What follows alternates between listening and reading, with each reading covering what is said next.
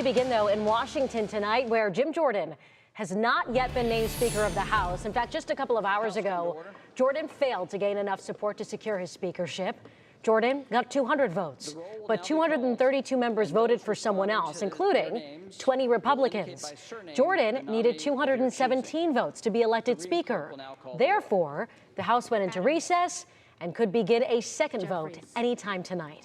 As the scene continues to play out in Washington, we went to Representative Jordan's district to talk to the voters he represents. So Jordan has represented Ohio's 4th congressional district since 2007. That includes Richland County and the city of Mansfield. In his most recent election last year, Jordan won easily with more than 69% of the vote, well over 200,000 votes. But plenty of people, they don't like what they're seeing in Washington. So we went down to Mansfield to talk to voters about what they think of their representative being the nominee for Speaker of the House and second in line for the presidency. You know, what got McCarthy bumped out was he reached across the aisle. Oh my God, what a sin. You know, and Jordan is not prepared to do that. Oh, I think he'll be an excellent House Speaker. Why is that? Because he's a real Republican, and he's not a rhino like McCarthy. We are now in week 3, starting today, without a House Speaker. So the pressure is building. Congress needs to fund the government in 1 month, and the White House has asked lawmakers to pass funding for both Ukraine and Israel. So we'll hear from more voters coming up in the news at 5. Well, joining me now is Dr. Justin Buechler from Case Western Reserve University. He studies elections, political parties, and Congress. And Dr. Buechler, thanks for joining us. So we want to start off, though, with how things are going so far. What are we seeing from D.C.? What we're seeing is something that looks in many ways like what happened with the beginning of this session of Congress with Kevin McCarthy, where it took 15 rounds for the Republican Party to select a speaker. Jim Jordan lost 1 round of voting to become Speaker. There is, however, one key difference, which is that right now there is a Speaker pro tempore, Patrick McHenry. Officially right now, his duty is to do very little. It's just to conduct the elections for Speaker. But what is happening right now is that there is also a movement behind the scenes potentially to give Patrick McHenry a little bit more power to conduct normal business for, say, 30 days or so, to give the Republican Party a little bit more time while the Republican Party finds somebody else. Yeah, and that's the big difference. Right. Well, can you put this into perspective? How significant is it that we're at this point, where we're talking about giving, McHenry more authority like that, because they haven't been able to vote in a speaker yet? Yeah, it's extraordinarily significant. So there have been very few occasions in history when a speaker has been removed.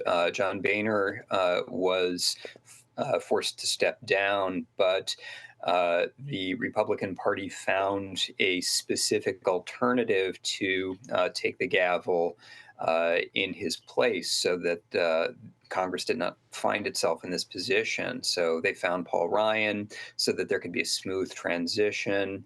At the beginning of this session of Congress, it took 15 rounds of voting before the Republican Party could get Kevin McCarthy into office. But to be in this position where Kevin McCarthy was removed by a motion to vacate without any particular alternative, and the majority party still can't figure out who they want as Speaker, this is very unusual, and that's why we are also seeing the possibility that maybe Patrick McHenry will be given more powers. Maybe there will be somebody else.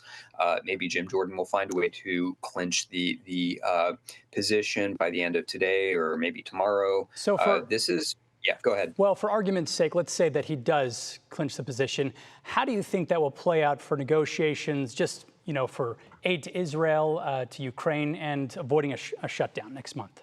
Okay, so it would be absolute chaos. I mean, it would be 100% certainty of a shutdown, because that's sort of Jim Jordan's politics. It's the politics of shutdowns. As for anything else, I'm not sure anybody could say. He represents the part of the party that is very hostile to Ukraine and is much more supportive of Russia.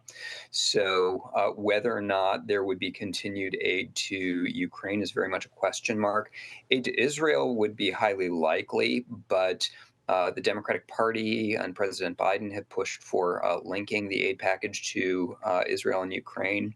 Right. That's much less likely with Jim Jordan as Speaker. Yeah. But anything else, it's really hard to say beyond an almost certain impeachment of President Biden. And then just quickly, if Jordan does not become the next House Speaker, I mean, what's next? Who's it going to be? Who do we need in there to make things happen? The Republican Party, the majority caucus in the House of Representatives is nearly impossible to govern. So in some sense, I'm not sure it really matters because the underlying dynamics of the majority party make it impossible for anyone to do the job. Jim Jordan represents a part of the party that is much more interested in confrontation than in legislation. But even if there were somebody who tried to work across party lines and legislate, I'm not sure anything would happen because the party is just too hard to govern. Yeah. Okay. That is Dr. Buechler from Case Western Reserve University. We appreciate your time and insight. Thank you.